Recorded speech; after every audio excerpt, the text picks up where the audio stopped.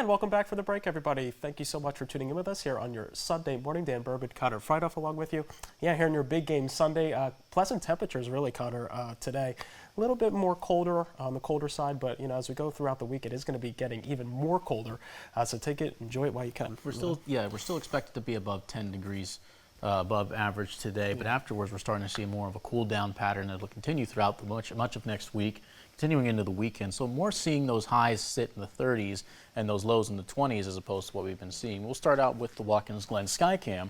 We see still more overcast skies. That's been the name of the game the last few days. Most areas seeing plenty of cloud cover throughout the region, keeping things cool in the mornings, but we are expected to see that recede fairly quickly as we go throughout the rest of the day.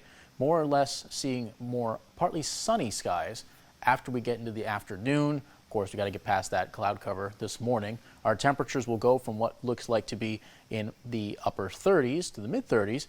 They'll get more into the low to mid 40s throughout the region. For right now, sitting at 36 in Canisteo, 37 in Corning, 39 in Elmira, and just down the road in Ridgebury, it is 34. So some areas, it's definitely more colder than others. But for the most part, we're in the high 30s. We'll be crossing over into the 40s once we get a little bit more clarity and a little bit more sunshine peeking through the clouds. Again, it's around that noontime hour we start to see things go into the 40s, and that's mainly going to be due to a little bit more peaking of that sunshine. It's going to warm things up and make it a little bit more pleasant outside. Main thing we're watching after today, we go into tomorrow evening and into Tuesday. We have the winter storm watch. It's issued by National Weather Service's offices in Binghamton and State College. Basically, a winter storm watch indicating expected snowfall around 6 to 7 inches. So fairly significant snowfall expected within a fairly short amount of time.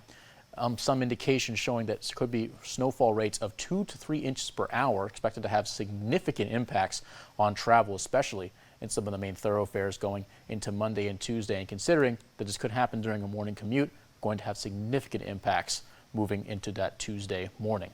For right now, staying overcast throughout much of Pennsylvania and New York. Lots of precipitation off to our south of the Mason-Dixon line and both of the Virginias. So we're going to see some more of that precipitation start to come up into our region on Monday. But for right now, it's mainly cloudy. It'll stay cloudy throughout much of the morning.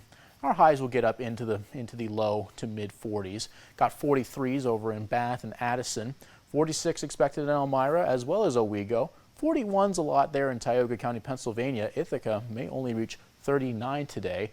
Not too much in the wind department, maybe just 5 to 10 miles per hour coming from the northwest to accompany your partly cloudy skies. Now let's take a look at the storm system and what we can expect. European model showing we got a low pressure system crawling up the Mississippi Valley, eventually crossing over the Appalachians. It'll start to really settle in here around off the coasts of New Jersey and New York. And a lot of these deep blues here on Tuesday morning. That's some of the highest rates of snowfall, and it's in our area. A lot of areas, the Twin Tiers, Poconos, Catskills, could see the highest amounts of snowfall. But in areas around the northern Finger Lakes, the Wyoming Valley, still expect to see some snowfall, but not nearly as much. Areas around the New York-Pennsylvania border could be the sweet spot. That makes its way out at about 1 o'clock on Tuesday. So think of this storm, very much a quick fire storm. Doesn't really stick around for too long, but it brings a lot of snow with it in a short amount of time. European model indicating these areas in purple, the highest amounts of snowfall in excess of 6 to 8 inches. Areas in blue, you could see around maybe 4 to 6 inches, and in these light areas, these light blues, mainly around like a 2 to 3. So more significant in these areas here around the state line. Those areas in purple should be watching out for snowfall in a very short amount of time.